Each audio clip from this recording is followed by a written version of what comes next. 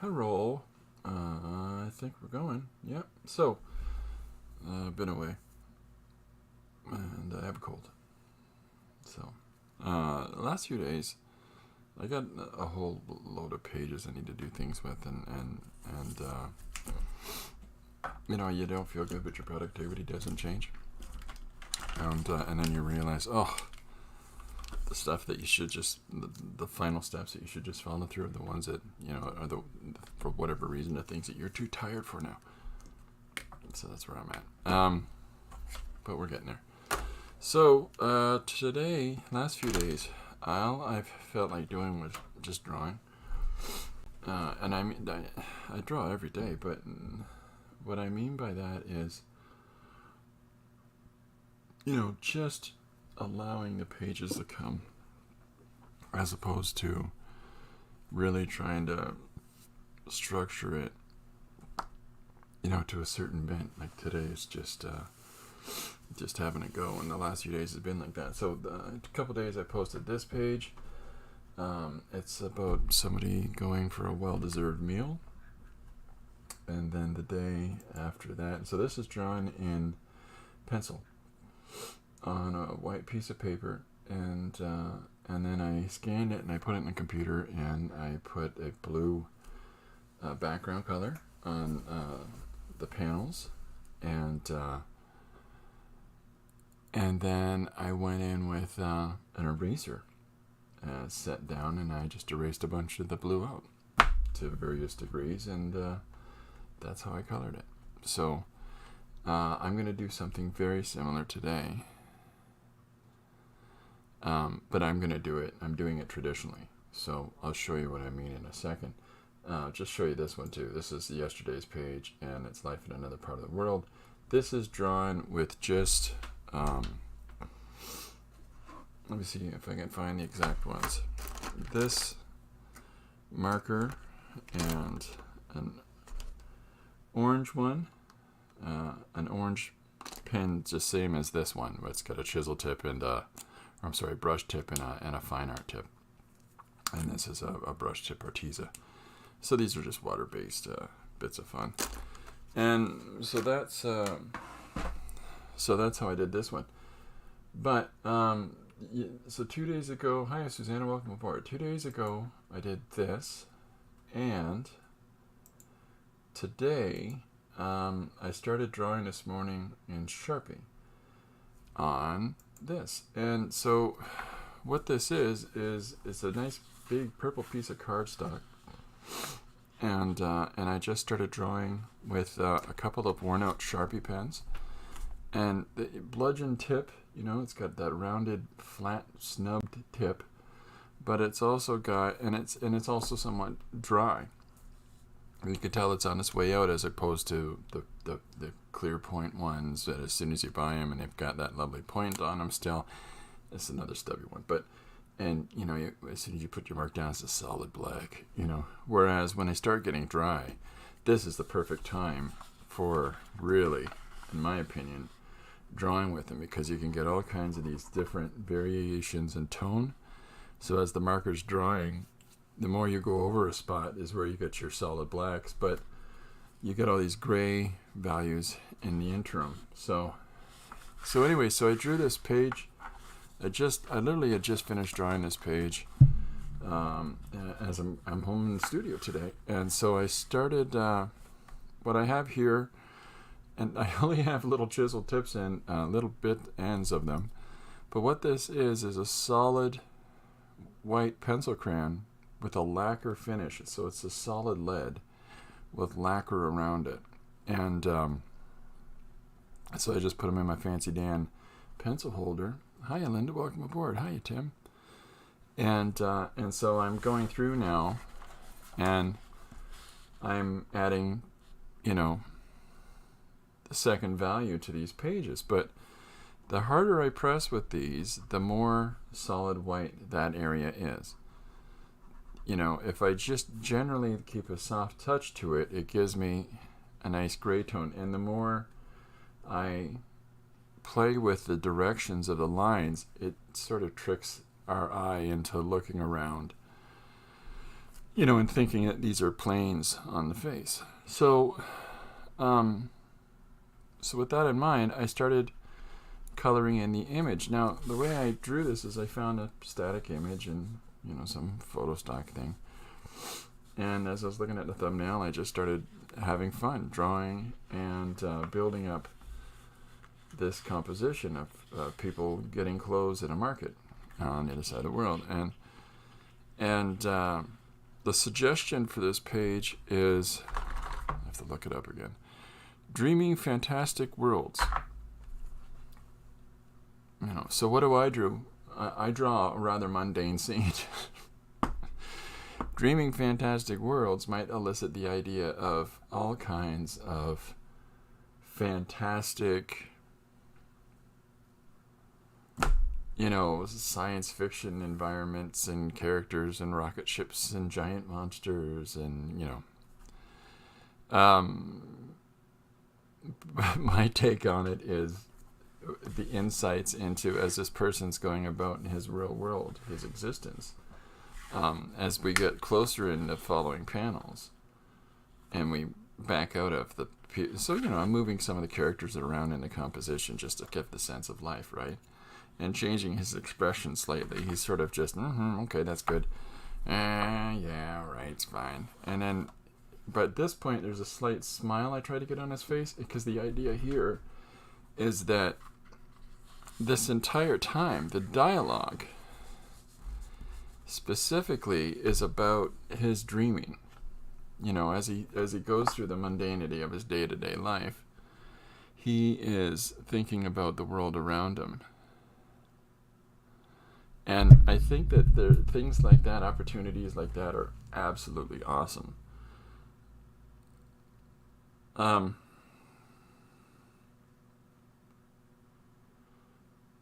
Yeah, sorry, I'm just, if you get it right here. Just give me a second.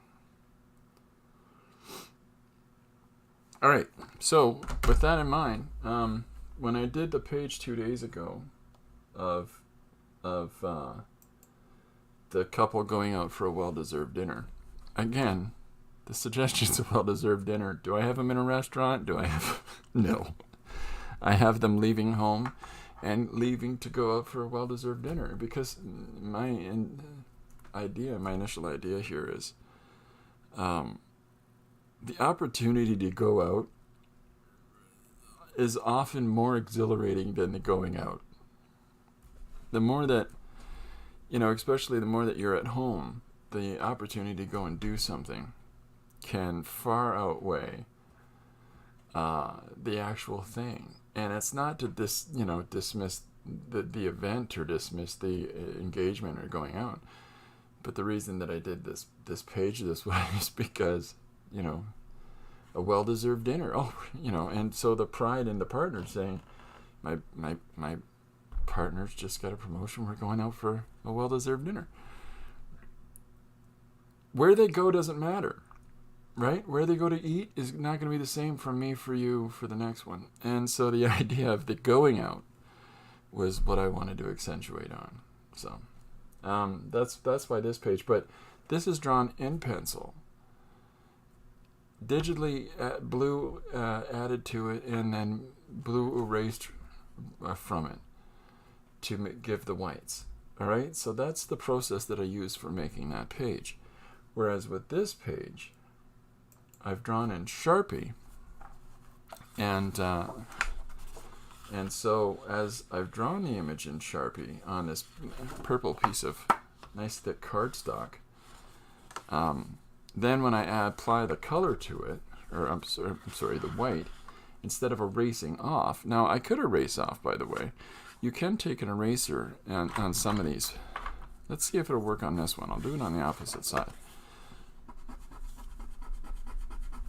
No, this is, so with some papers, if the color is on the surface of the paper, you can actually take an eraser and erase out some of the value.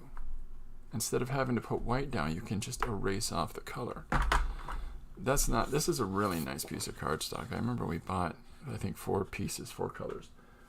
And when we were in St. Thomas Ontario, Canada, at the Craft Hive. So, yeah, I've got a couple more that I can use here. Here's a really nice brown, and then and then I got a couple of little pieces of cardstock as well. So you could draw on those.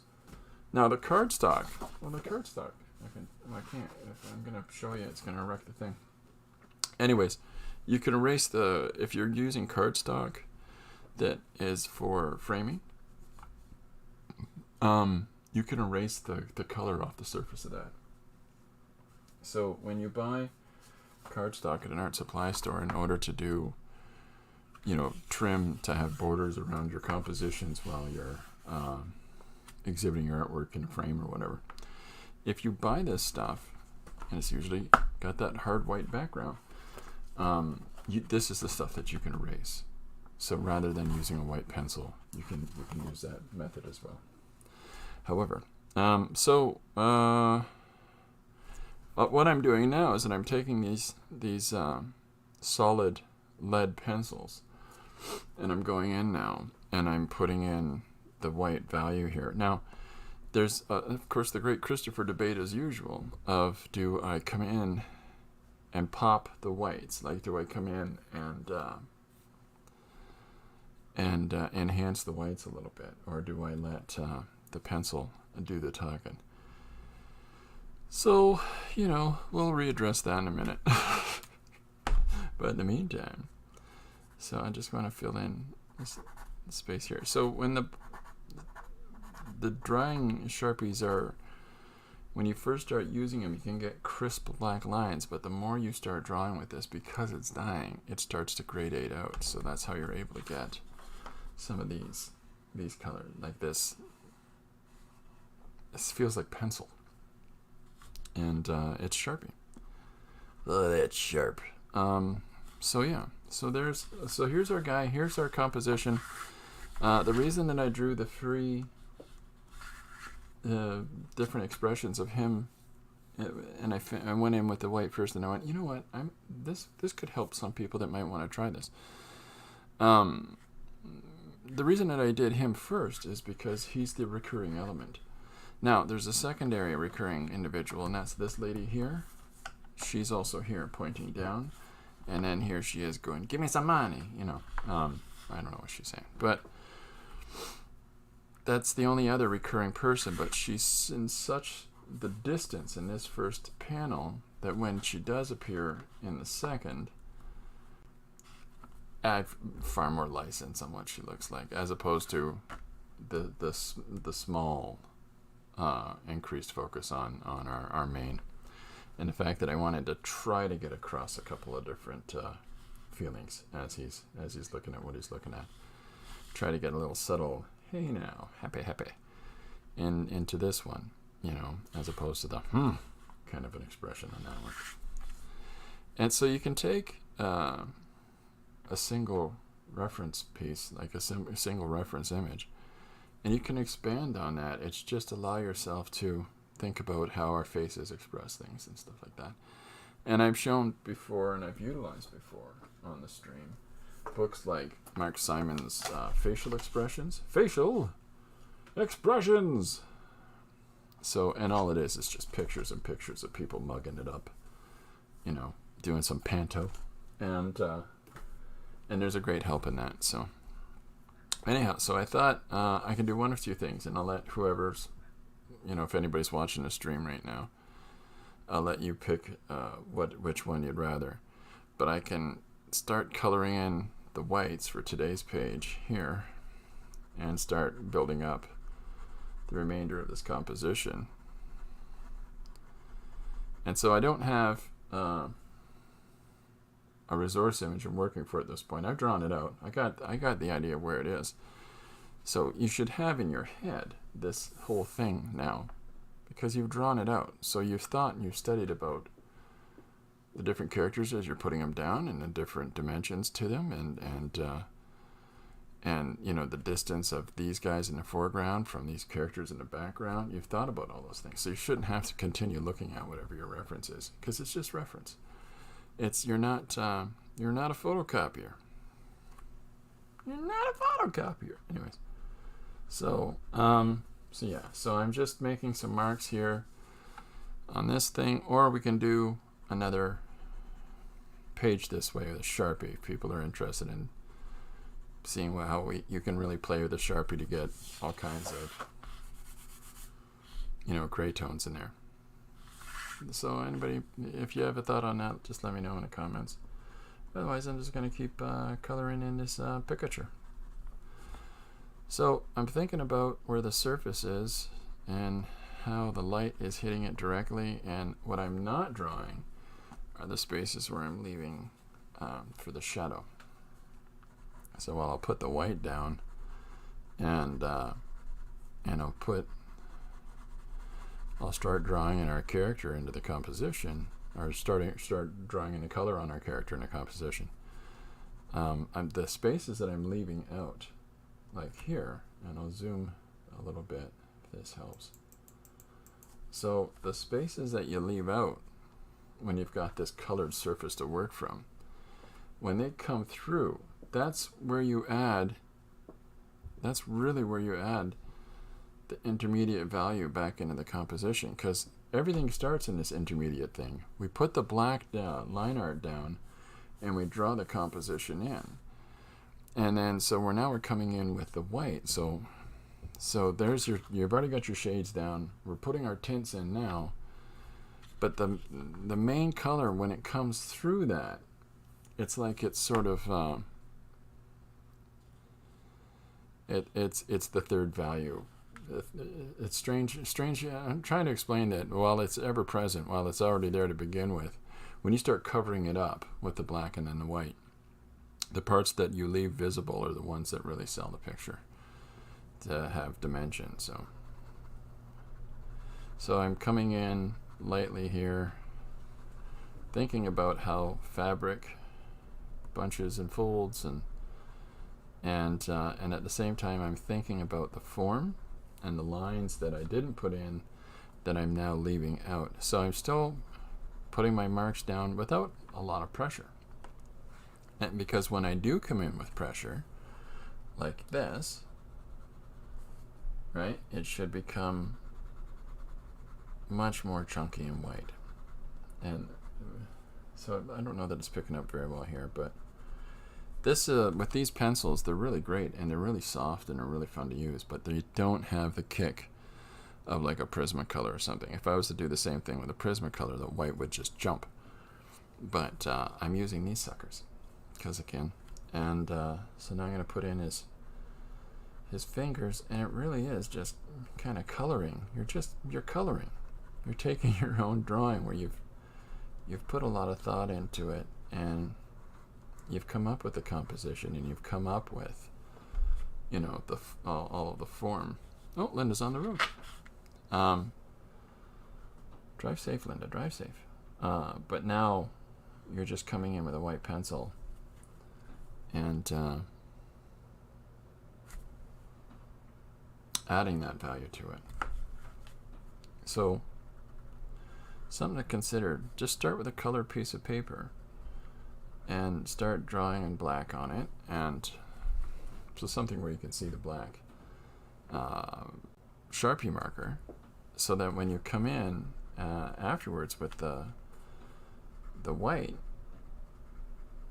it really starts to pop together. Now I've done this the opposite way as well. Maybe I'll do a little bit of that in a second, where I'll draw, pardon me, look at the hiccups here. I'm trying to fight them. So where I'll draw with the white first, and then add the black to that. So I have a, oh, it's in Lori's office. I thought I had it here. I have a 4 foot by 3 foot drawing I did of a person walking down the street, and I drew it in white pencil on a blue, dark blue board, and then I added the black to it after. So it was initially just trying to find all the light and how the light had hit the surface in the image. So yeah. All right, so now I'm going to put in Oops, I'm sorry. I'll pull the camera back out again so that I'm not going to constantly fall off frame. So now I'm drawing the rest of this gentleman's outfit in, and he's wearing a white robe here. It's a very hot place where this scene takes place. And so the idea after the visual image is done here to go along with this visual image is that I'm going to have the main character here, the fellow with the ball cap, daydreaming. So I'm leaving some space between the black line art and the white that I've just put down here for the shadow, the idea that the shadow is projected from their feet. I'll show you another. I'll do it right here. So if I'm just leaving some space around them like that, then maybe it'll sell the idea that they have shadows. Yeah. So, yeah, let me zoom in a little bit here again, just see if that makes sense. So there is, I've left this line under here. So even after I color, and I'm going to come in really lightly on this,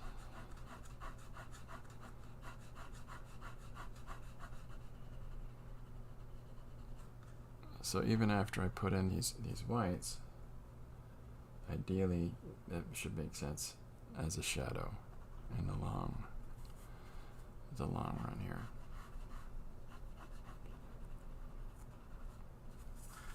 Okay.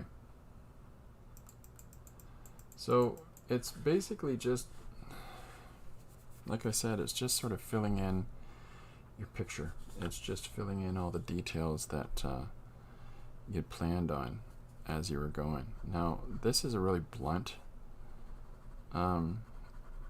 pencil. Like I could sharpen it up and have all kinds of interesting little points on it. I tend to turn it around in my hand, but so here's this little old lady. I don't know if she's old. I think she's a young lady, but she is pointing down. There, that's what she's saying. Put her outfit in there.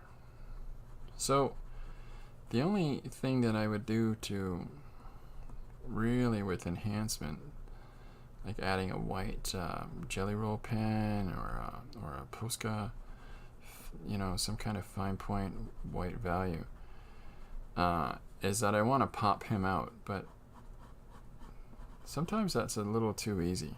Sometimes it's just that's, you know what I mean? It's, oh, I can just do this. Well, it's important that we think about other things that we can do with our mark making tools. So maybe I just need to be a little more clear in my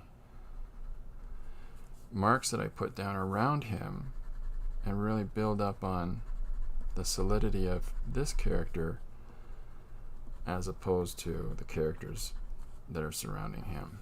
Now, optimally, the fact that there's recurrence of the character from panel to panel to panel should allow you as a viewer, when you see the page as a whole, to recognize that everything is leading towards him.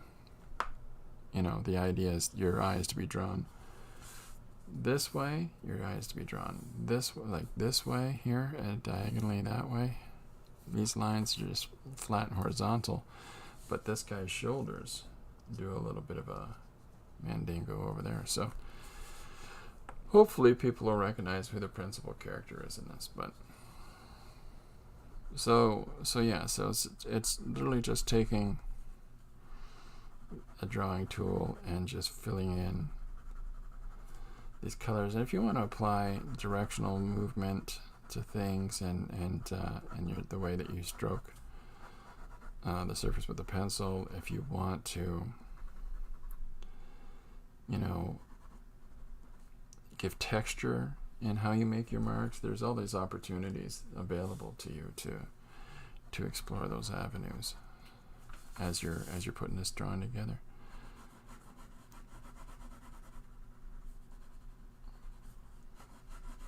So now just putting in the background, Susanna, sorry, I gotta go, I'll watch replay. Oh, thanks for stopping in, Susanna. So cool.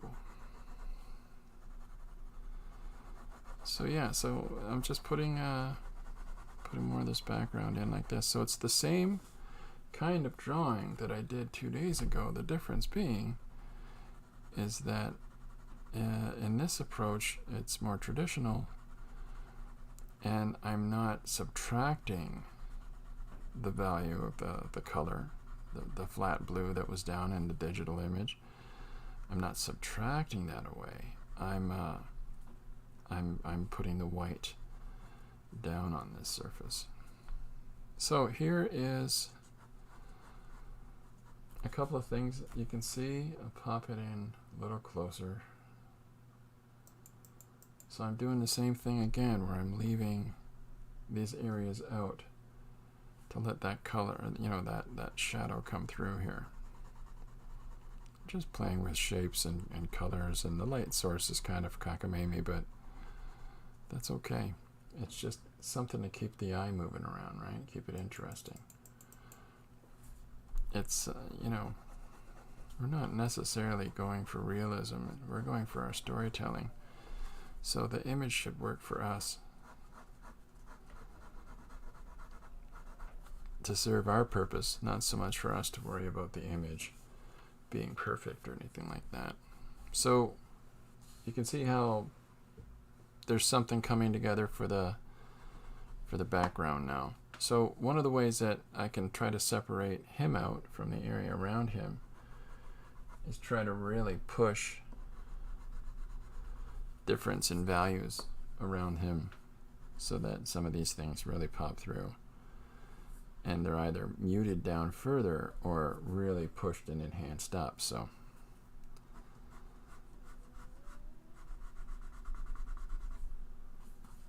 hopefully these things are, having you really pay attention to the guy in the middle. I hope so much. So I've just got a bunch of people in here, and I'm just, filling in some of the other tone on their faces so they start becoming a little more recognizable as faces, maybe. And then doing these little hard pressure punches of white around our guy just to keep putting this halo effect on him. So you can do the same outcome, really, with two separate approaches. One is subtraction of color by erasing out, and the other is application of color by adding white tints to the surface of a colored piece of paper. Well, whether it's watercolor you've put down, or if it's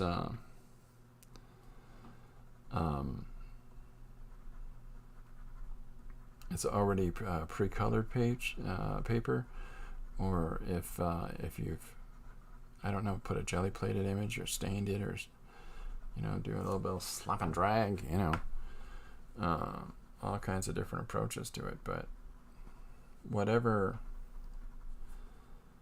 the mechanisms are that you put your marks down under that colored surface is going to depend on, with the availability. Like, you can't erase off a colored surface. It's just solid color all the way through.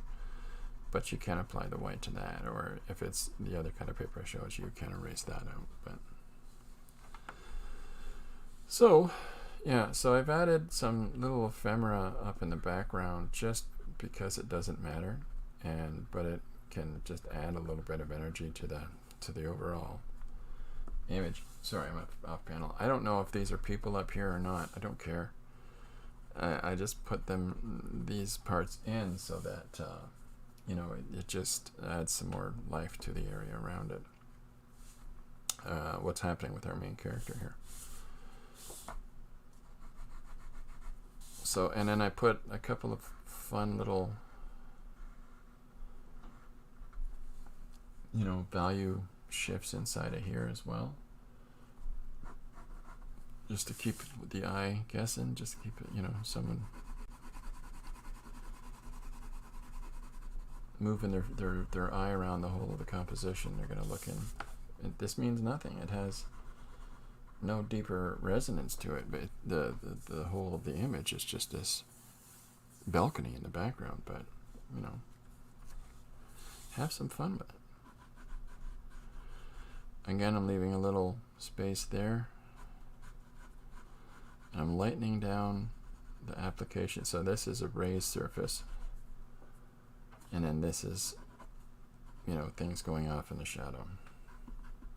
You might have a little bit of peak of light hitting whatever this is.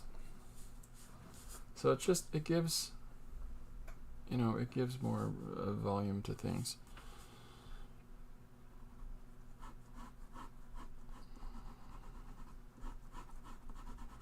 Because things are messy, things are clunky and chunky, and they age and they get ugly, right? Like things rust, and I love that. I absolutely love all that stuff because it lets you really play with an environment. So here we are so far. Just moving my way across the top, and so here is the opposite side of this entryway with balcony in the background here, and then this is the wall is turning, so I'm gonna do this. I'm just gonna leave that little gap on the side there, and then I'm gonna put a little bit of light on either side of this section, leaving this little gap for it to imply the shadow projected. And then that sign, drop the Sharpie. And then this sign over here that'll fill in.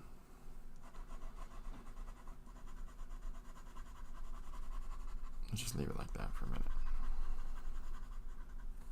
Okay, so, and then we'll put our piece of wall right here in. So the granulated texture that pencil crayon puts down, except for like big chunky thick pencil like this, you know, it's a fun texture to apply to a surface. This one's a little too linear, but so here's how some of our images coming together here. So our background is put in our first panel. I know that I'm going to wash out the entirety of the background in the last panel, and then we're going to have to replicate some of a more abstractioned iteration of the background in this panel. But let's just finish putting all these folks in. Let's put in all these yolks.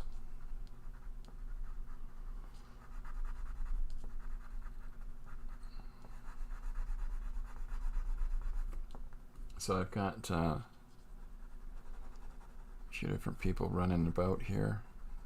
Everybody's going in different directions. I've tried this guy in the foreground is kind of sneaking through the crowd. He's got this little angle to him. He's like, excuse me, looking around. I think he's maybe trying to get to take a look at the stuff on the table as well, or maybe he shoplifted something, I don't know.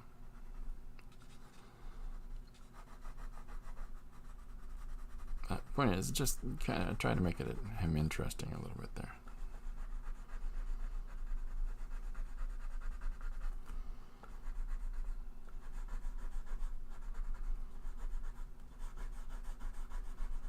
So now I'm going to put this person in here,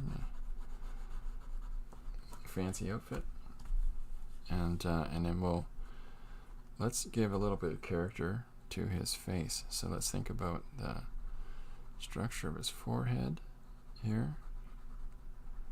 So we can tell some story. I'm going to switch this other pencil, it's a little more pointed. So we can tell some of his story with some of the details we put in the expression on his face. So I'm going to zoom in for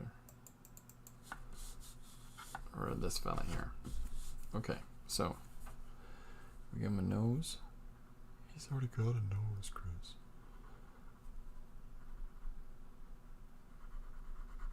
And we'll just start hitting some accents in his face here, in his expression.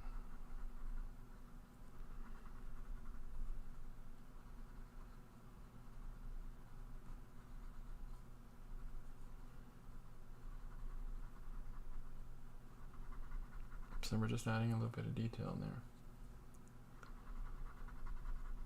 giving him a little more character. That's the thing about flat line art, is it can be really boring, and it doesn't tell us enough about characters in an image. Whereas if you come in, little enhancements add little value shifts in the face, then you're going to see neat things, and you're going to start to see the expression. You're going to start to see the individuality of a character.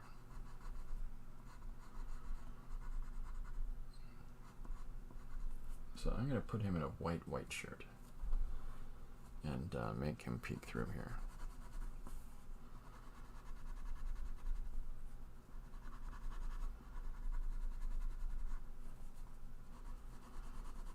So I've been a really busy week. Ended up catching a cold.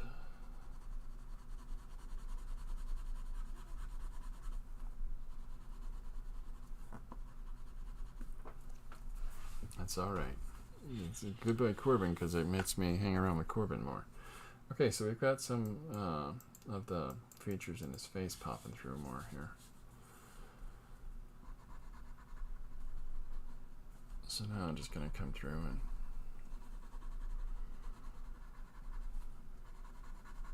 fill the rest of his shirt in, as he's sneaking past our central character. He's like, get out of the way! Maybe not.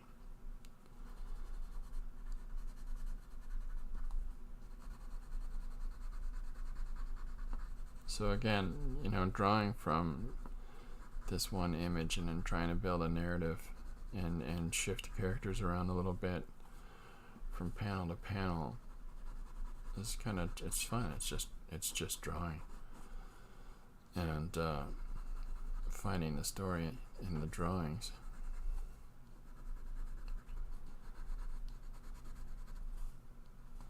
I had an interesting question a couple weeks ago about, oftentimes I'll draw from right to left when I'm drawing things, and I used to favor my left hand, and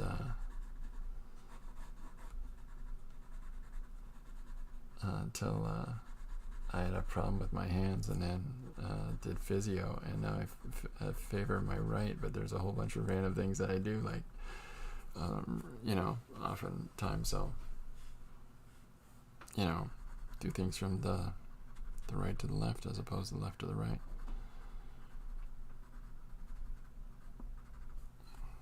Doesn't make a lot of sense, but hey, that's why they call me Mr. Whiskers.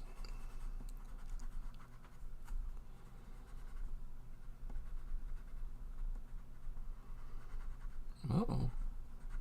I'm going for a little hand-holding action in this picture. What?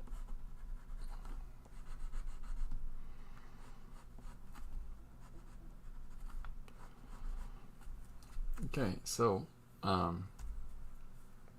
so this side is pretty solidly together, and we'll just move our way across to the other side, and then we'll just finish those two bottom panels, and da-da-da-da-da-da.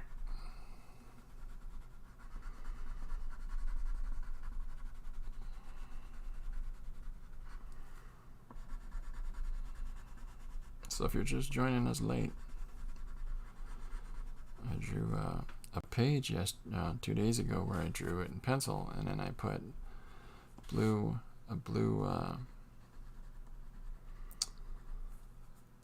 color to the entirety of the composition. I just turned everything blue behind the pencil work, and then I took an eraser digitally, and I just digitally took out the blue pencil for where I wanted the white to come through, and then I'll show you. Bingo, bango, bongo. This is what I'm referring to. And then today's is the opposite, whereas I'm working on a colored surface that I've drawn the black line art on with a Sharpie, and now I'm taking this white pencil, and rather than erasing off the color, I'm adding details and information with the white. So I'm going to put them in some blue jeans. Blue jeans. It's funny, that song, this next line is remember, and I can't remember the words for the rest of it.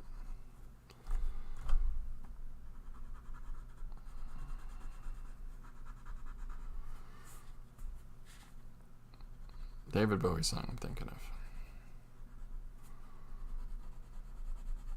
So there's ground area behind these guys, and then here's some more of these fabrics and materials that are on the table we got to draw in now.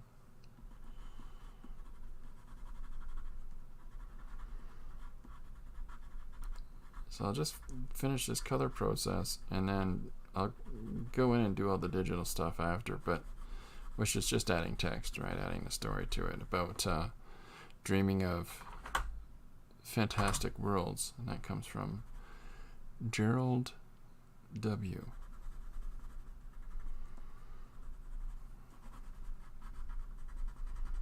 Gerald. I think that came from the London Con. So just putting in the fabric now as we're just moving across and finishing in these last people in the background.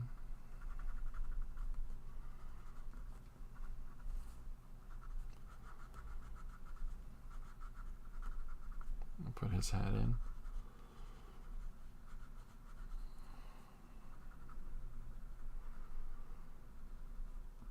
A little more contrasting marks in his face. And we'll put in some of these individuals in behind him. Corbin is snoring and sneezing and carrying on.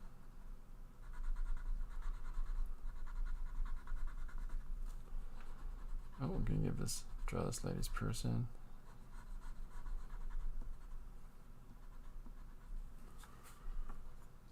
Yeah.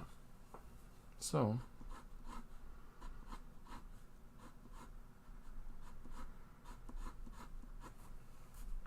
here she is, and I'm trying to lighten up her dress to separate her from the character in front of her.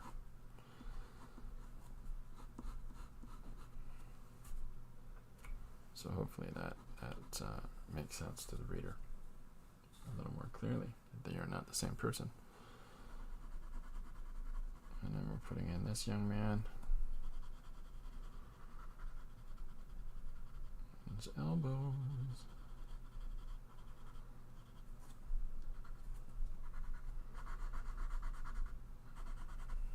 So here's his white t-shirt.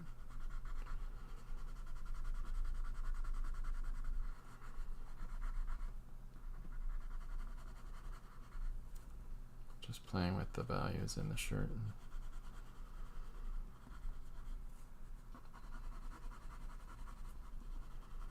Give it some interesting shapes and marks to move the eye around on it.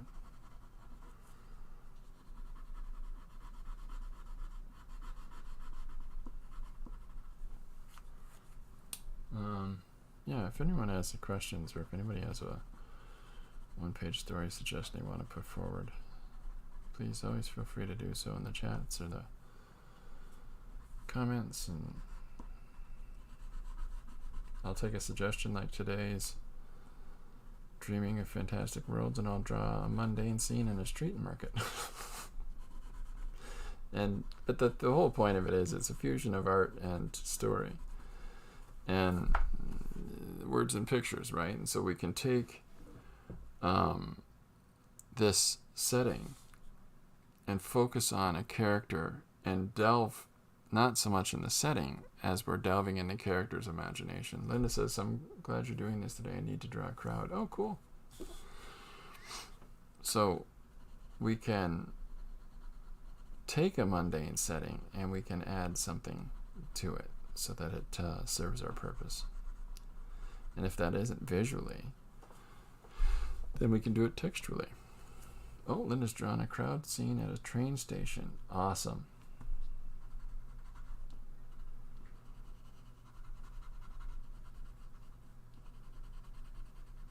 So now we're drawing these two fellas. I don't know why, but in my head as I'm drawing this guy, I'm thinking, here's a cool guy. I don't know why. I just sort of thought this guy came off with this kind of attitude.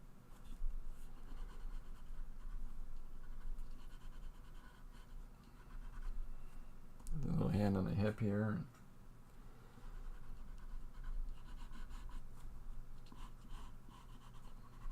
It's like, I don't want to go to the south of France. That is so last year.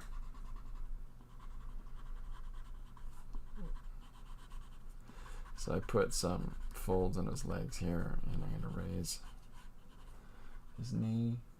Oops, I'm sorry. Put some folds down on the leg, and I'm going to raise his knee a little bit just to give the idea that there's weight resting a certain way on the body.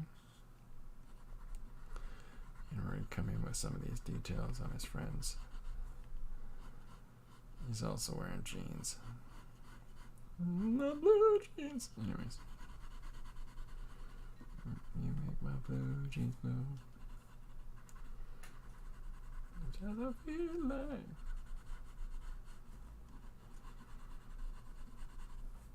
So we're getting this character in here now.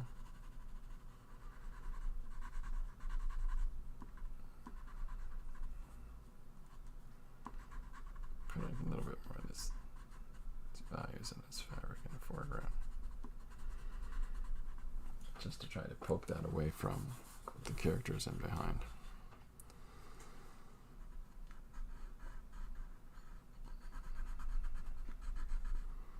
So I'm using that sharp side to get some really tight lines in there. We'll finish our last guys up here.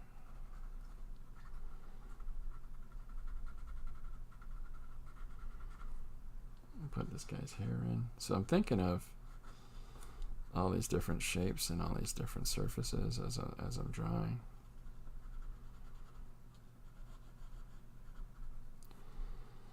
You know, where's the cheek? Where's the nose? Where's the ear? Where's the old neckarooski?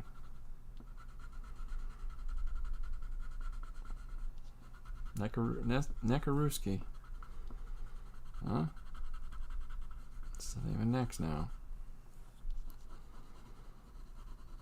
Don't hate the player, hate the game. I just decided that's the name of next. The game told me. Game of life. We need a new word for next.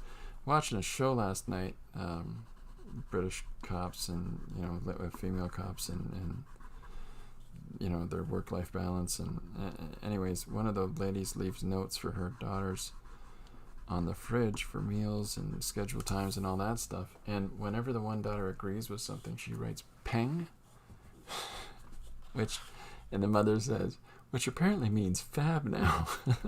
Do people use fab?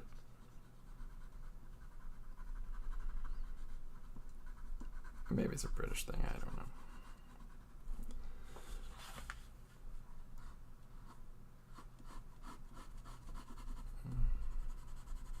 So then we're just putting this color in between.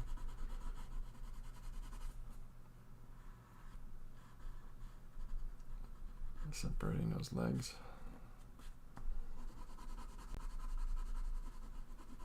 And just letting it wash out into the background floor color here. And we can add some pressure at the top part and make it seem like, oh, it goes back to something white, really white. And then we'll just fill that in there. So there's our first, well, no, I gotta do the close. So the first panel is just setting the stage, allowing, the fun part of this is that I'm gonna cover half of this drawing with text. or a good portion of this drawing is going to get covered up by text. And yet at the same time, I'm a proponent of draw the whole picture in, because then it lets you choose where the balloons fit the nicest in a composition. You know, never let writers dictate to artists in a comic format where the balloons go. That's up to the artists to decide. Sure, you got an editor and blah blah blah. Yeah, editors. Yep. All right, so I'm going to add a couple of more. I'm going to add some black into this lady's hair. Whoops, I'm sorry. Moved out of frame again. What's because, yeah, there we go. Okay, so I've added some black to this lady's hair here in the background. This fella's got a hat. Just going to put in a couple of further little random lines.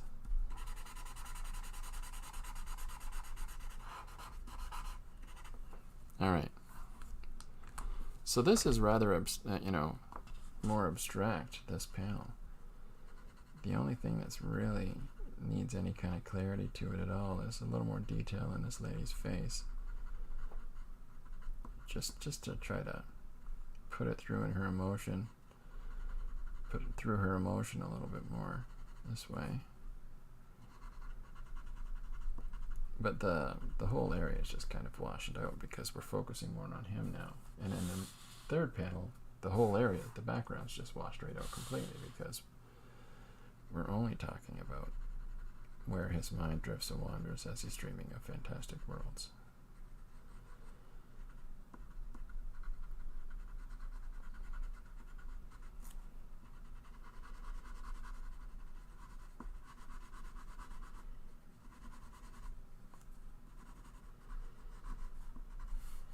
So some of the little notes I left for myself about where faces are, and so here's a face I just drew in, leaving the spaces out in the purple so that it draws in the details, but because it's not the solid black,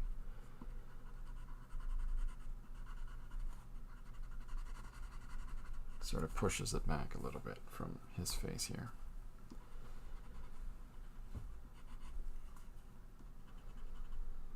I'm going to put a couple more little enhancements in his facial features there to just make some of his expression pop.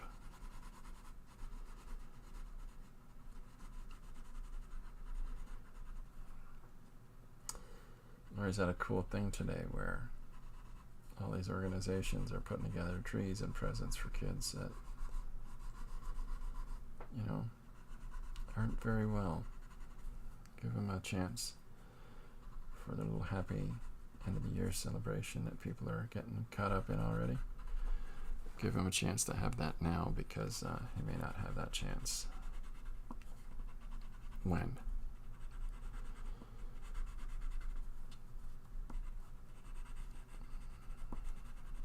Okay, so I'm putting a little bit more into the neck. Just pop that neck up a little bit.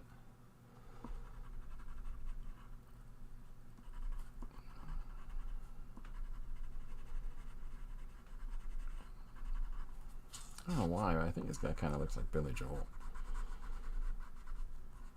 And, sometimes, like, you look at faces, and sometimes we were serving food someplace on Monday, and somebody told me that I look like John Goodman. He uses, I don't know what it was, he takes diabetic medication to lose weight, is the declaration that came next. I'm like, okay. That's great. Why are you telling me all this? And then another person told me I look like a more physically fit Michael Moore. It's like, all right, guys, I guess so. It makes me think two things. One, I gotta shave. Two, it wouldn't matter if I'm wearing a suit jacket or not. Christopher is blue collar all the way in the world of, in the eyes of the world of those around him.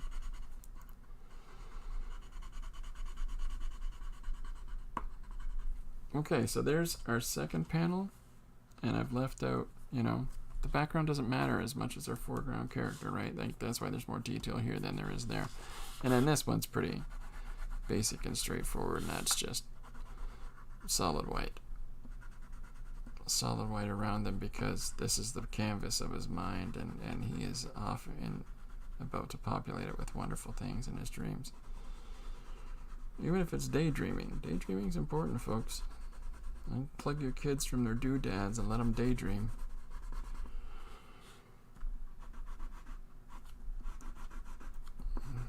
Ah, the old school days of just go outside and play for an hour until I call you in for dinner. You don't think about it as a kid that dinner might be 3 hours away. That's a parent thing from back in the day. So now I'm just filling in the white. And this one's pretty good to go. It's just scanning and maybe putting borders around it and cleaning up the gutters and putting the text on it. Da da da da da da.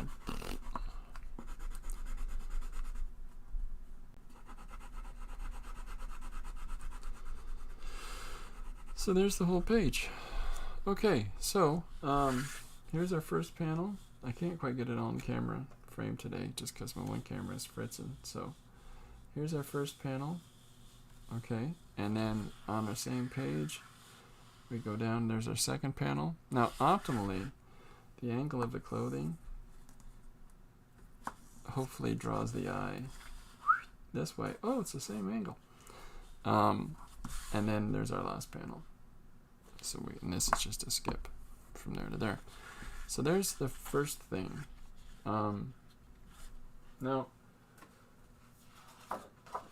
so the other approach that I talked about, now this is just a brown piece of cardstock that I have here.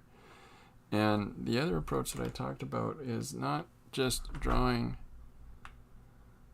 for heaven's sakes, Christopher, not just drawing the black line art first and then adding the white to it, but you can also just draw straight on in the white. So let's try that. Let me see if okay, I got an idea here.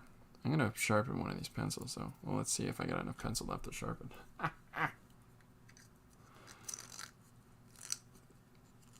Look at this, look at this, look at this, the hopeless dream of a pencil. That's why pencil holders are awesome. And I just spilled pencil all over everything. Oh, I moved my garbage and I almost dumped it on the floor. Okay, so here's a pencil in the pencil holder. And the pencil's this long. So what I mean by drawing the opposite way, so I've got this white pencil now, and so for this composition I'm gonna take the first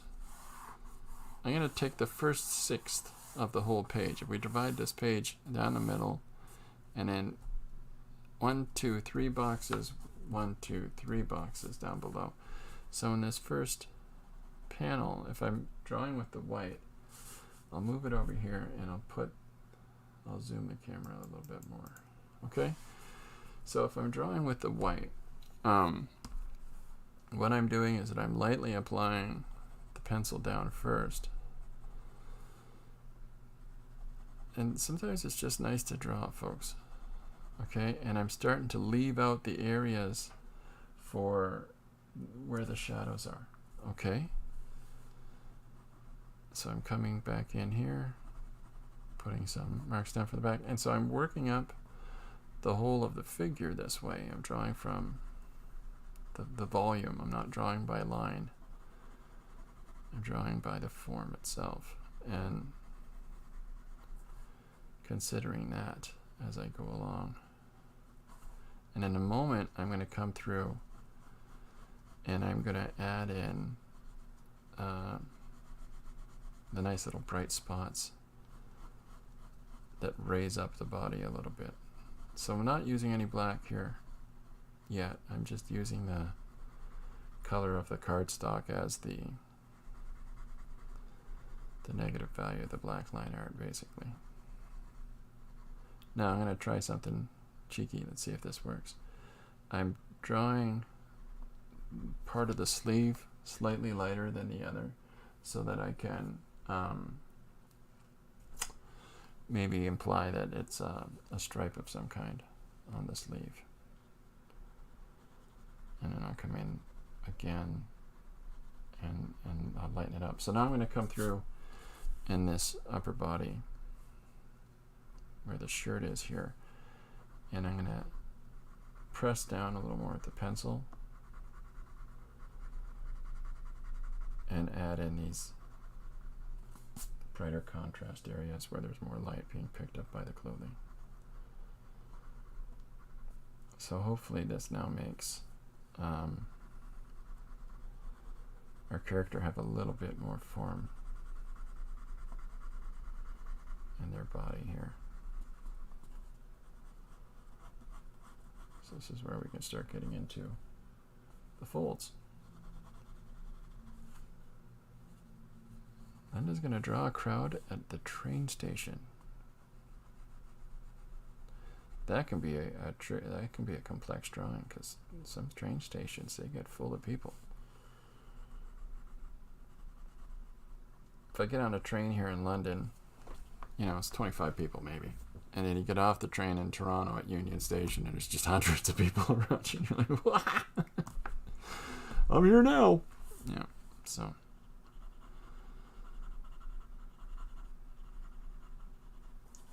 So here's our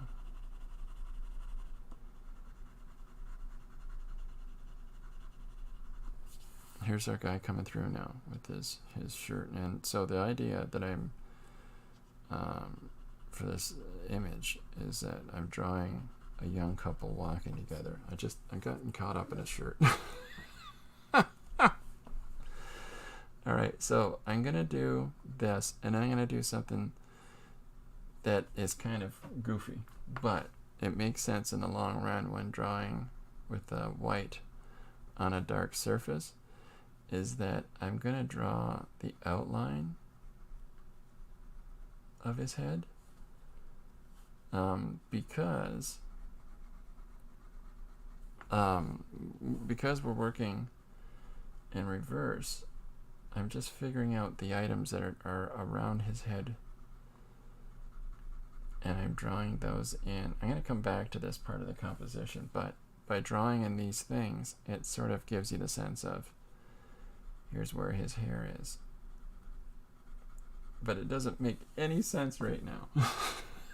So, but we know what's going to be there because we know what we're drawing, right? Whatever, Chris. Okay, so now the character beside him. So the idea here is to have, I'm going to draw his forearm, and as it comes up and over the shoulder of his partner here, his lady friend. Maybe it's his sister, maybe it's his mom. More likely it's his wife or his girlfriend. So, and then I'm going to draw his hand in. So I'm thinking about the surfaces as I'm drawing them from the light, the areas that are more exposed light, and that's how I'm drawing things in. I'm just thinking about the solid form. I'm not thinking about everything as line art. I'm not thinking about things in that context. I'm just thinking about how, when we're drawing our character, how we're approaching it. So I'm going to just do this for my own sense of not making you feel like I've completely weirded you out. I'm going to draw him here, and then the next character in the foreground beside him. And we'll just continue on in a minute or so, but here's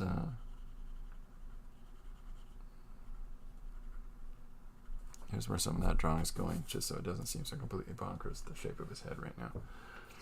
All right, so we've got this in. Let's put their outfit in, and I'm going to try to put some little details in. Just a little pattern. See if this picks up. Little speckles, pressing down harder with the pencil. Just because it'll give her a little ornate dress, but more importantly, it's a different texture than his clothing and his form, his body. So I'm going to come in and define the rest of his arm with her shoulder and her back. So as we're drawing in the young couple here, and he's got his arm over her shoulder, and the two of them are headed someplace. She doesn't have a head yet, I realize. But this approach to drawing it, it's not any different than drawing black line art first and then adding the white to it. In this case, you're drawing with the light and you're utilizing the color of the paper for the lines you leave out. Now, you can go in at the end and use, you know, a black of some kind and put accents in, just kind of like you were doing the same on this one, putting the accents in with the white to draw up, you know, certain surfaces to make them have more of a raised feeling. Well, you can do the same thing here, but it's more like putting little pinches of, here, I'll show you, like coming in here and putting the black at the back of his hairline, and it's not as intense by any means, but just these simple little accent points, these simple little lines, give a greater sense of form. Little one there, little one there. Just tiny little pokes. Tiny little pokes, but those, what they do, see if I can get in closer so I can pick up a little bit better. Is that better? Yeah, so you can see the black here and here, here, here in the back of the hair. So if I'm coming in and I do a little bit of a fade line the back of his hair, like this, now you can see that black peek through a little bit more, and it just gives more volume to whatever it is that we're drawing. Too intense, that line. Too intense. Okay, so I'll pull back out. So now I've got her started here, and then we'll follow through, and just the same way as I did his upper body, I'm going to come in with this pencil and lightly lay in the form in her back, you know, without putting heavy lines down, just sort of roughing it in as shape. And so that tells me about her overall body structure, but at the same time it lets me think about, well, if I know that these areas are exposed more clearly to the light, so now I can think about, you know, myself, well, her shoulder is going to pick up on more light over here, this part of her arm, and so I start putting in my lit up areas this way, and then leaving these other spaces out allows me to, again, define a little bit of shadow. And then I can enhance that a little bit with these little pokes of black. So, you know, this is it. This is, I guess I'm doing 2 pages today. But this is the approach to drawing white on a dark colored surface, right? So you can come at it in 2 separate ways. You can come at it putting your dark lines down on your surface and then adding your lights to that. Or you can start by putting your lights down and adding your dark lines to that. I tend to think that this is more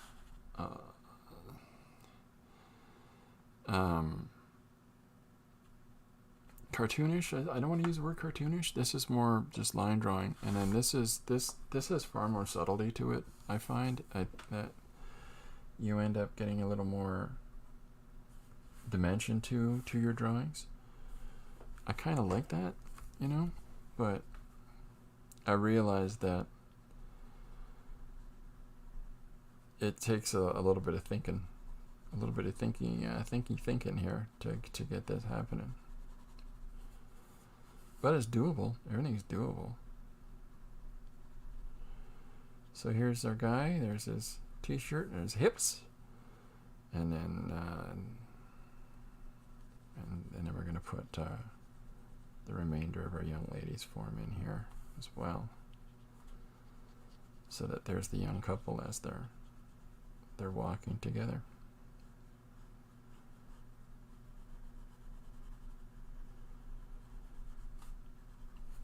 Oh, sorry, move that up a little bit.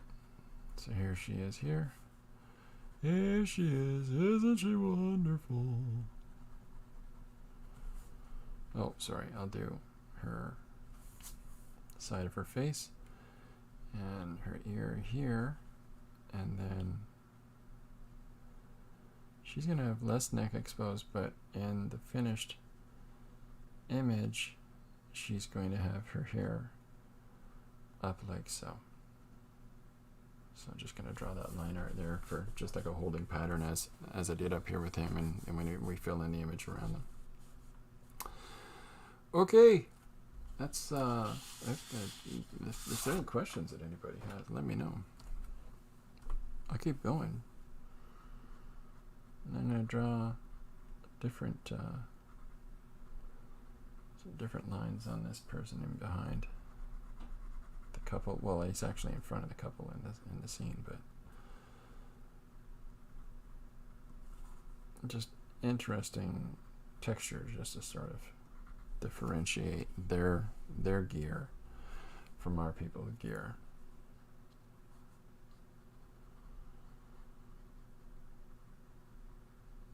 And then there's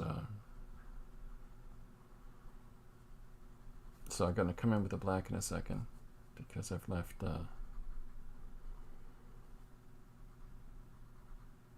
some of the details out of them. So her hair just follows underneath a little horizontal line that moves across. It's kind of fun.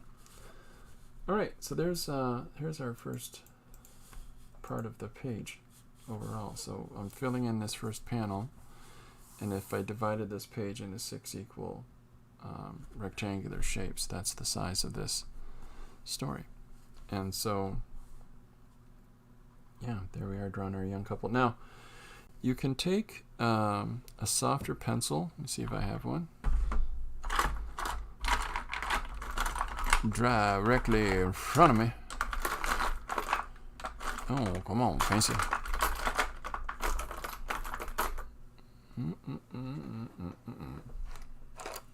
Oh, pencil.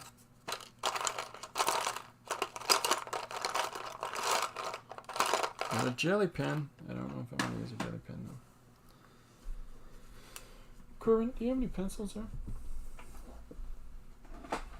He's not being very much of help.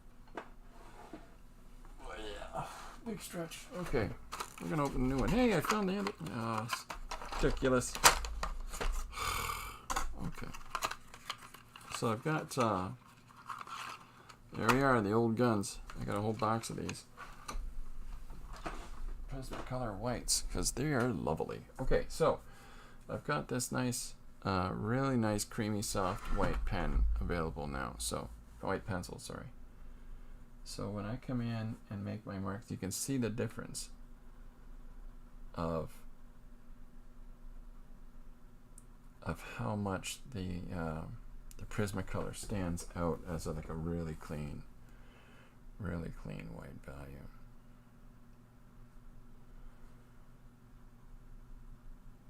So I'm just going to come in and put these little touches with this guy that should really give some more shape to our character.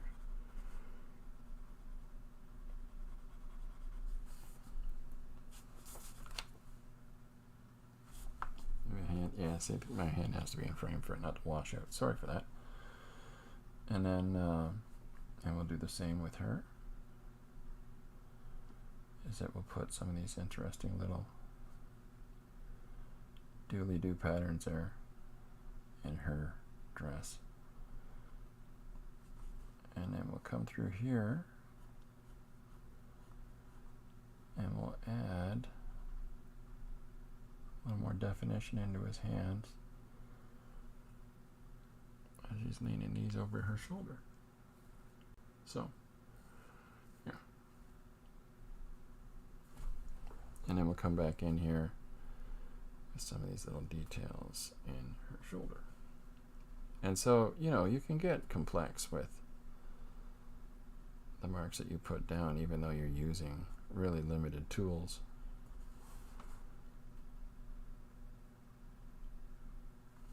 There she is here. Now it's starting to make a little more sense, the things in the space around them, as soon as you're able to put better highlights on things. Then it all starts to become a little more clear.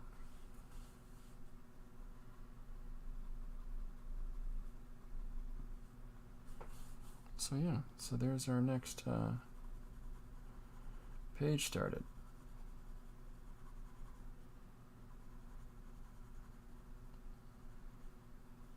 I didn't actually look a suggestion up yet. I just started drawing this image. So I'm going to try to fit a story through this to whatever the suggestion that I pick today. Since we got the day in the studio, Corbin. I'm going to stream tonight at 7 p.m. EST as well.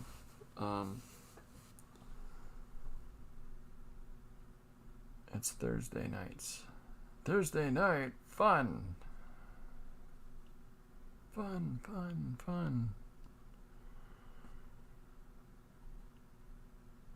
So, you know, you can get some really, really differentiation in your white values that you put down. But while doing so, it really shakes up those intermediate tones. And so when you do hit little enhancements of black, like here, little mark there in the neckline, back of the hair, then they just help to push those values away. And, you know, from the values that you're raising up.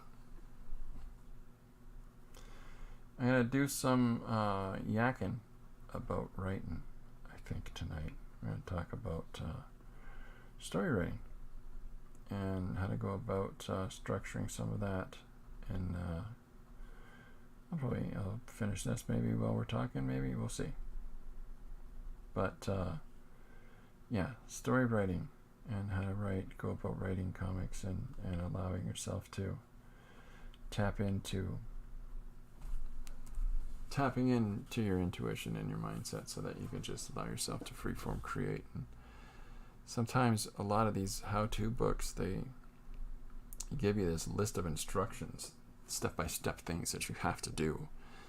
And I think that creativity is far more organic than that. And I think that we need to find those mechanisms for us to find our own way of writing and creating story, because it's not going to be the same for everybody.